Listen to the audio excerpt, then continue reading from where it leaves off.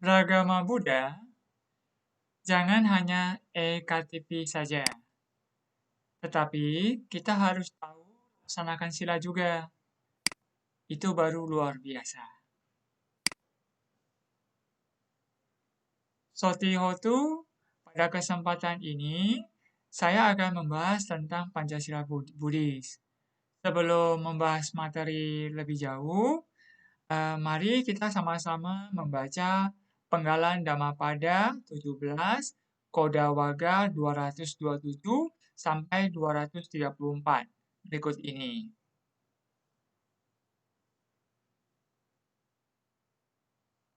Oh, Atula, hal ini telah ada sejak dahulu dan bukan saja ada sekarang, di mana mereka mencela orang yang duduk diam, mereka mencela orang yang banyak bicara, mereka juga mencela orang yang sedikit bicara. Tak ada seorang pun di dunia ini yang tak dicela.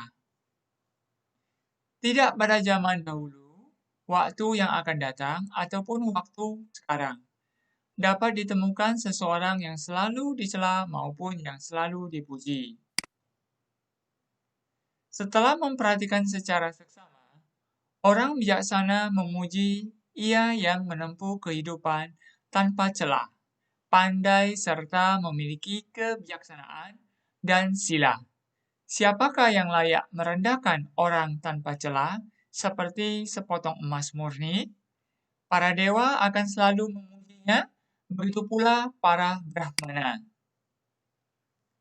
Hendaklah orang selalu menjaga rangsangan jasmani, hendaklah ia selalu mengendalikan jasmaninya, setelah menghentikan perbuatan-perbuatan jahat melalui jasmani, hendaklah ia giat melakukan perbuatan-perbuatan baik melalui jasmani.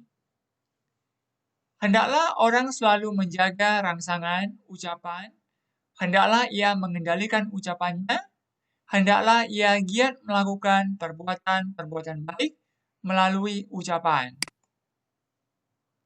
Hendaklah orang selalu menjaga rangsangan pikiran, hendaklah ia mengendalikan pikirannya, setelah menghentikan perbuatan-perbuatan jahat melalui pikiran, hendaklah ia giat melakukan perbuatan-perbuatan baik melalui pikiran. Para bijaksana terkendali perbuatannya, ucapannya, dan pikirannya. Sesungguhnya mereka itu benar-benar telah dapat menguasai diri.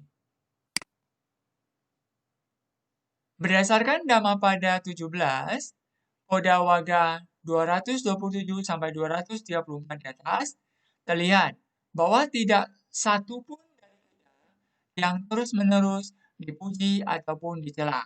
Meskipun demikian, orang yang menjalankan sila merupakan orang yang dipuji oleh para bijaksana. Saya tertarik membahas mengenai sila.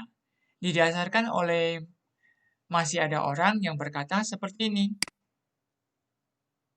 Kan di Pancasila Buddhis, sila kelima tidak meminum minuman yang memabukkan, yang dapat melemahkan kesadaran. Sebut saja bir. Kalau misalnya minum, tapi cuma segelas, melanggar sila enggak? Kan enggak sampai mabuk. Baik, untuk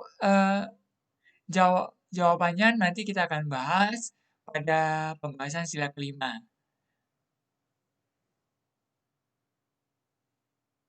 Oleh sebab itu, supaya kita lebih memahami sila, mari kita belajar Dhamma bersama.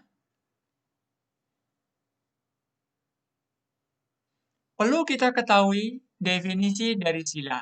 Secara sederhana, sila itu adalah sebagai alat bantu yang digunakan oleh seseorang untuk mempunyai sikap atau perilaku ataupun tindakan yang baik.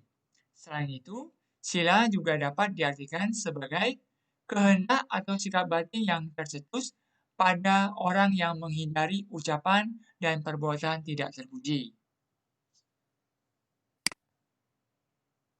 Ciri sila itu ada dua, ketertiban dan ketenangan. Fungsi sila adalah menghancurkan kelakuan yang salah dan menjaga seseorang agar tetap tidak salah. Sedangkan pelaksanaan sila itu ada dua. Pertama dengan cara pengendalian diri, terus yang kedua dengan cara pantangan.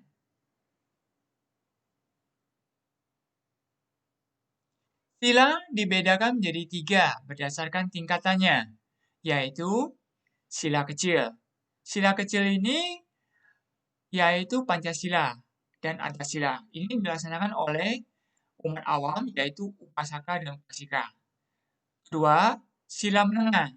Sila menengah ini yaitu Dasasila, dilaksanakan oleh para samanera dan samaneri. Sedangkan sila tinggi yaitu sila yang dilaksanakan oleh para biku sebanyak 227 sila. Sedangkan bikuni melaksanakan 311 sila. Seperti yang disampaikan di awal, bahwa saya akan membahas tentang Pancasila Buddhis. Oleh karena itu, kita akan bahas lebih jauh ya. Sebelum kita bahas lebih jauh, mari kita sama-sama menyimak sebuah cerita. Judul ceritanya yaitu Ada yang Melihat Perbuatanmu. Semoga cerita ini memberikan kita pemahaman yang lebih dalam tentang sila. Konon, ada seorang anak yang ayahnya kikir. Walaupun sang ayah memiliki uang yang cukup untuk membeli sayur-sayuran, ia lebih memilih untuk mencuri sayur di kebun tetangga. Suatu malam, saat melihat ayahnya akan pergi, si anak itu memaksa untuk pergi. Mereka pergi ke kebun tetangga. Awalnya sang ayah tidak ingin anaknya melihat dia sedang mencuri. Dia berkata kepada anaknya, "Kamu lihat ke belakang, jangan berbalik, dan jangan melihat apa yang sedang ayah lakukan. Berjaga-jagalah, jangan sampai ayah ketahuan. Jika ada yang melihat apa yang sedang ayah lakukan, kamu lekas beritahu ayah." Kemudian, sang ayah mulai beraksi, mencabut dan mengumpulkan wortel durian. Anak itu lalu berdiri melihat ke arah yang berlawanan. Sang ayah mencabut wortel tetangga dengan pelan tak bersuara. Suasana saat itu sangat sunyi sekali. Yang terdengar hanyalah suara jangkrik berderik. Di tengah keheningan, tiba-tiba sang anak berseru, "Ayah, ada yang melihat perbuatan ayah." Sang ayah sangat terkejut dan langsung menjatuhkan wortelnya. Dengan gugup dia bertanya, "Di mana? Siapa?" "Aduh, aku ketahuan mencuri. Matilah aku," seru sang ayah dalam hati sambil ketakutan. "Ayah kan melihat sendiri apa yang sedang ayah lakukan," ujar sang anak. Mendengar kata-kata anaknya, sang ayah menjadi malu dan sadar. Sang ayah menyesal dan berkata dalam hati, "Walaupun tidak ada yang melihat perbuatanku, tapi sesungguhnya aku tahu bahwa apa yang kulakukan ini adalah salah." Sekian ceritanya. Semoga cerita ini memberikan inspirasi dalam pemahaman tentang sila. Baik, sebelum masuk ke pembahasan materi, saya mau bertanya. Siapa yang selalu mengetahui perbuatan kita? Ayo, siapa? Jawabannya adalah diri kita sendiri. Jadi, apa yang kita perbuat selama dalam hidup kita tahu jelas. Nah, jadi yang tahu jelas adalah diri kita sendiri. Makanya kita harus selalu berintrospeksi diri, selalu mawas diri, supaya sila yang kita laksanakan itu sempurna. Baik, mari kita bahas Pancasila Buddhis.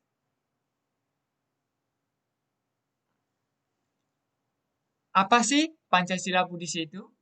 Pancasila Buddhis itu adalah 5 pantangan. Isinya 1. pantang membunuh dan menyakiti. Terus 2, pantang mencuri. 3, pantang berbuat asusila. 4, pantang berbohong dan berkata kasar. 5, pantang makan atau minuman sesuatu yang melemahkan kesadaran.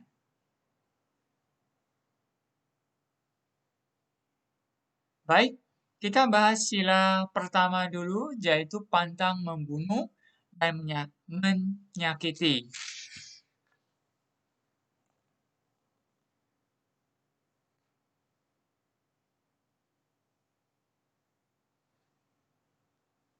Orang yang menjalankan sila pertama, pantang membunuh, dia tidak akan membunuh orang lain ataupun dirinya sendiri.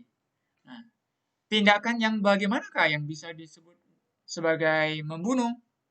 Ketika ada sesosok makhluk hidup dan kita tahu bahwa makhluk itu hidup, lalu muncul dalam diri kita untuk membunuhnya.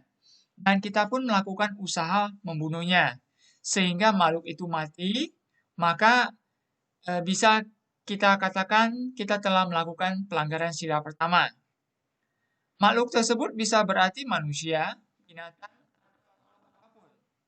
Pembunuhan yang dimaksud melanggar sila adalah pembunuhan yang disertai dengan niat untuk membunuh, yang direncanakan maupun akibat dari dorongan emosi sesaat. Namun, jika kita berusaha menyelamatkan jiwa dengan melakukan sebuah tindakan bela diri tanpa ada niat untuk membunuh makhluk lain, maka tindakan itu tidak termasuk dalam pelanggaran sila. Meskipun ada makhluk yang mati karenanya. Karena yang disebut sebagai sila atau karma adalah tindakan yang disertai dengan niat atau keinginan. Pembunuhan yang dilakukan secara langsung, secara maupun tidak langsung, tetaplah dianggap sebagai pelanggaran sila. Menyuruh orang lain untuk membunuh sesosok makhluk hidup juga tetap merupakan pelanggaran sila pertama. Selain membunuh, menyakiti makhluk lain, secara sengaja juga merupakan pelanggaran sila pertama. Dalam pergaulan sehari-hari, kita harus bisa kendalikan diri kita, supaya kita tidak terlibat dalam perkelahian. Karena perkelahian dapat menimbulkan seseorang terluka. Seseorang yang melakukan pelanggaran terhadap sila pertama dapat mengalami akibat terlahir dengan badan yang cacat, berwajah buruk, berperawakan jelek, berbadan lemah, atau sakit-sakitan. Tidak cerdas, selalu khawatir, ketakutan, dimusuhi, dan dibenci oleh banyak, atau tidak punya pengikut. Terpisah dari orang yang kita cintai, berumur pendek, dan bisa mati terbunuh. Supaya kita tidak melanggar sila pertama, maka kita sebaiknya kita mengembangkan cinta kasih dan welas asih kepada semua makhluk. Dengan demikian, kita tidak akan tega membunuh atau menyakiti makhluk lain. Begitulah untuk pembahasan sila pertama. Kita lanjutkan ke sila kedua. Aku berusaha melatih diri memantang mencuri. Nah, mencuri di sini artinya mengambil sesuatu yang tidak diberikan atau tanpa seizin pemiliknya. Memperoleh sesuatu dengan cara yang tidak benar juga disebut dengan mencuri. Mencuri itu wujud dari keserakahan. Kalau kita jalani sila untuk pantang mencuri, berarti kita sudah melatih diri kita untuk tidak serakah. Nah, menjalani sila untuk pantang mencuri berarti kita berusaha memperoleh apa yang kita inginkan melalui cara-cara yang benar.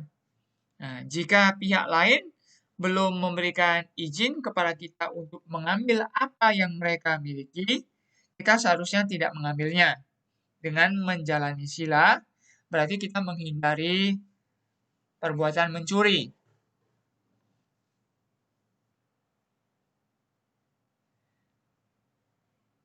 Kalau kita melaksanakan sila kedua dengan baik, itu berarti kita melatih diri kita mengikis keserakahan yang ada dalam diri kita.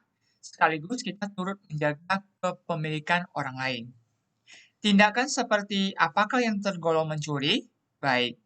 Ketika ada sesuatu milik pihak yang lain dan kita tahu bahwa barang tersebut itu ada pemiliknya dan muncul niat dalam diri kita untuk mencurinya, lalu kita lakukan usaha untuk mengambilnya dari pihak lain dan kita berhasil mendapatkannya, maka apa yang telah kita lakukan itu dikatakan sebagai mencuri.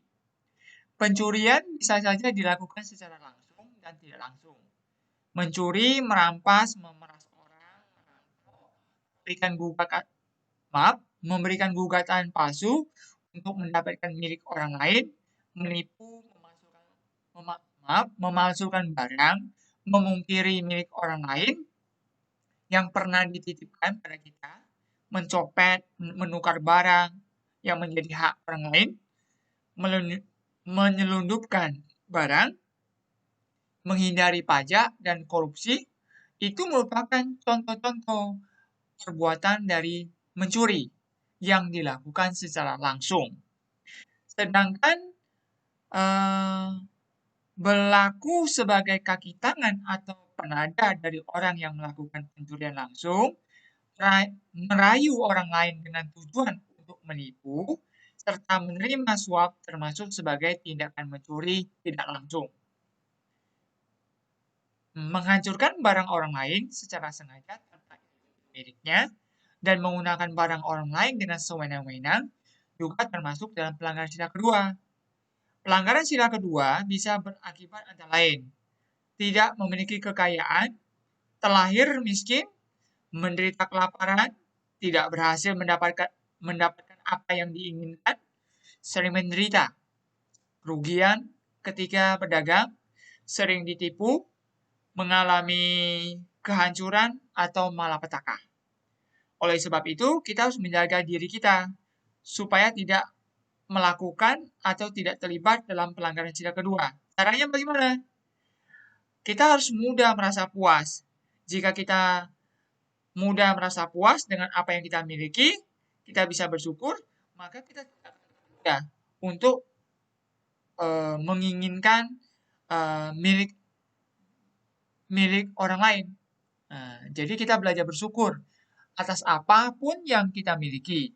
Jangan mengambil barang milik orang lain tanpa seizinnya.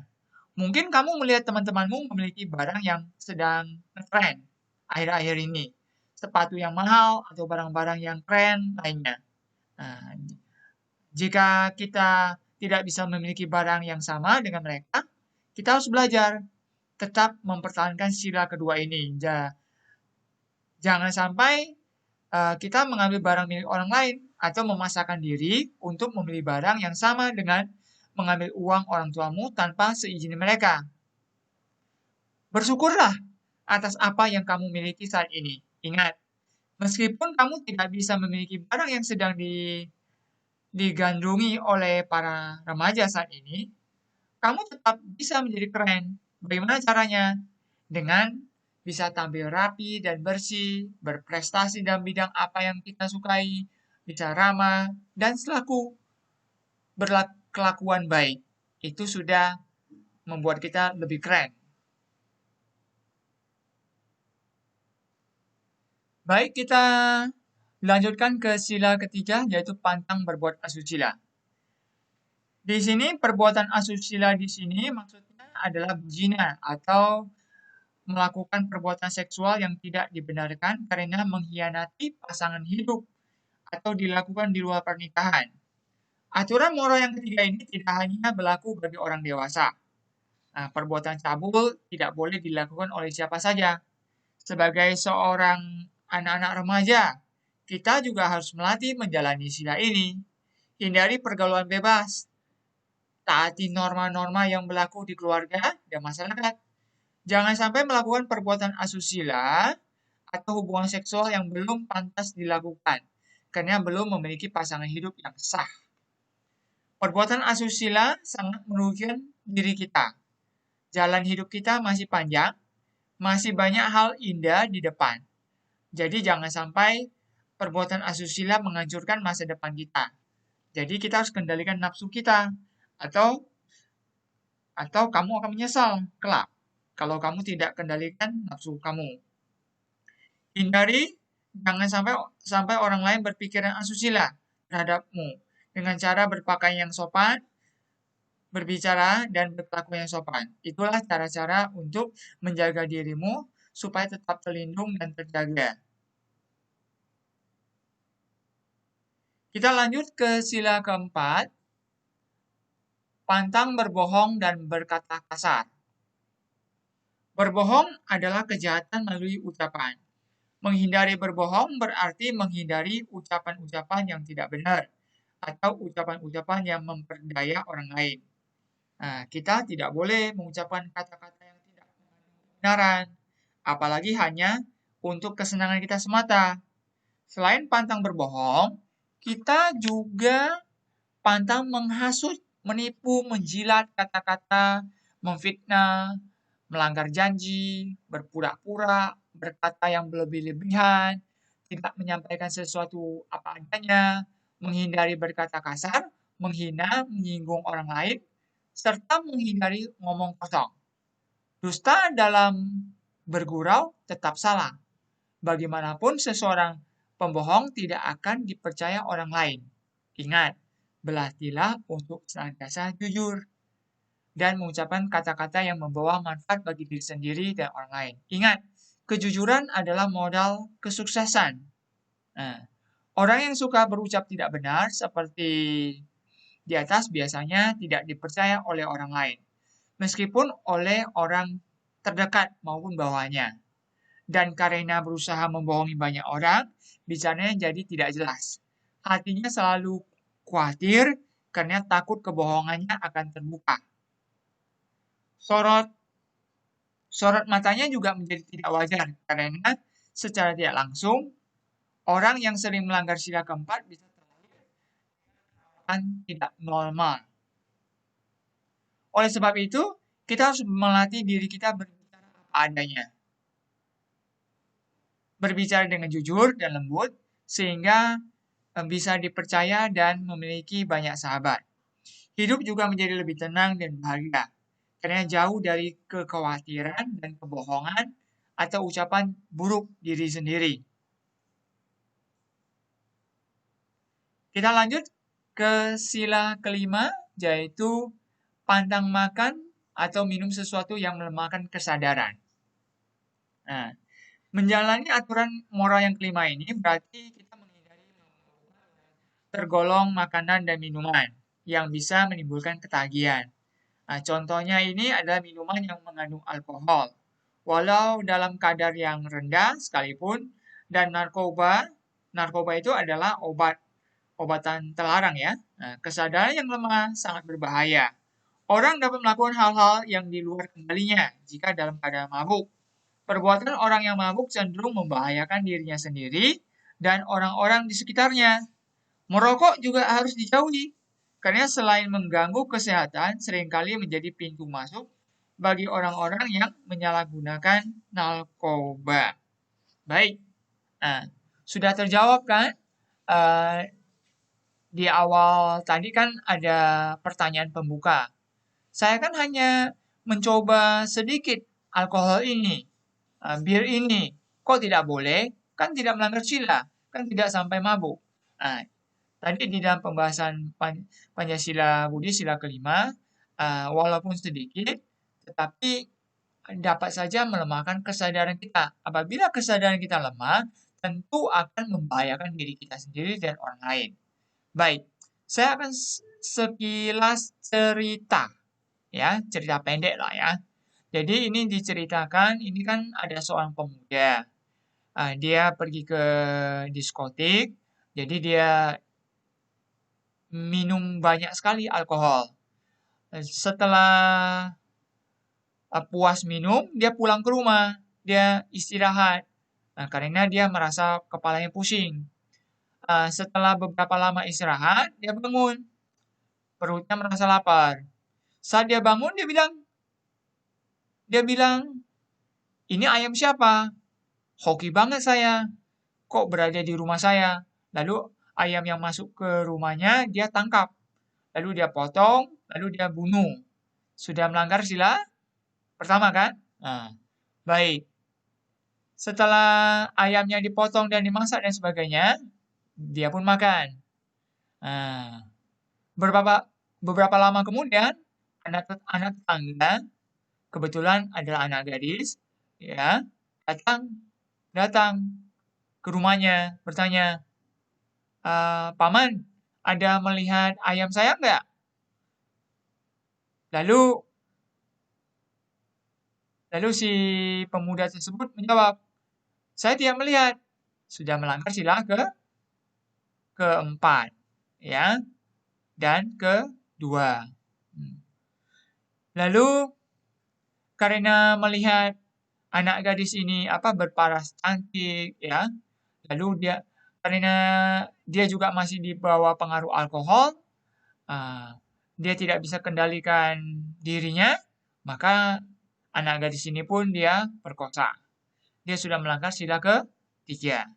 Baik, akhirnya dia melanggar sila pertama, sila kedua, sila ketiga, dan sila keempat. Nah, itu karena gara-gara alkohol. Nah, makanya mengapa apabila kita minum minuman beralkohol, itu sangat berbahaya karena dapat melemahkan kesadaran kita. Makanya alangkah baiknya kita harus bisa kendalikan diri kita. Ya, jaga kesadaran kita supaya tetap terjaga supaya kita tidak melanggar Pancasila Buddhis sila ke-5. Supaya pelaksanaan Pancasila Buddhis yang kita laksanakan dalam kehidupan sehari-hari bisa terlaksana dengan baik, kita harus belajar untuk memiliki pancadama. Pancadama ini apa? Pancadama ini adalah 5 kewajiban. Nah, jadi kita harus mengasihi tanpa pilih kasih. Jadi kalau kita memiliki kasih, tidak pilih kasih, maka kita tidak akan membunuh makhluk hidup. Lalu kedua, kita bisa berbagi, maka kita tidak akan mencuri, mengambil barang orang lain. Terus yang ketiga, kita bisa puas dengan apa yang kita miliki, kita bisa bersyukur, maka kita tidak akan melanggar sila ketiga. Terus yang keempat, kita bisa melatih diri kita jujur, maka kita tidak akan berbohong. Lalu yang kelima, kita menjaga kesadaran, maka kita tidak akan mencoba-coba minuman beralkohol. Maka dengan begitu kita tidak akan melanggar sila kelima, Pancasila Buddhis. Berdasarkan uraian pembahasan, jadi kita tarik kesimpulan bahwa setiap hal yang terjadi di diri kita itu pasti memiliki sebab. Jika kita memangkas penyebabnya dengan menjalankan sila, maka kita akan bisa hidup bahagia. Selain itu, setiap pelanggaran sila memiliki beberapa faktor yang mendukung. Bahkan kita melakukan perbuatan buruk meskipun hanya dengan berpikir saja atau berniat untuk melakukan pelanggaran sila. Hal ini karena karma atau perbuatan yang didasari oleh niat yang dilakukan baik itu melalui pikiran, ucapan, atau perbuatan. Oleh karena itu, sudah sewajarnya kita sebagai umat Buddha, kita harus menjalankan Pancasila dalam kehidupan kita sehari-hari supaya dunia damai. Ingat, jaga niat, jaga pikiran. Kalau kita bisa jaga niat dan pikiran, maka ucapan, tutur kata, dan perbuatan kita tentu akan terkendali. Terima kasih. Semoga apa yang saya bahas ini bisa bermanfaat, ya. Apabila ada kekurangan, mohon diberikan masukan. Akhir kata, sabe sata bawantu segi kata. Semoga semua makhluk berbahagia. Sadu, sadu, sadu.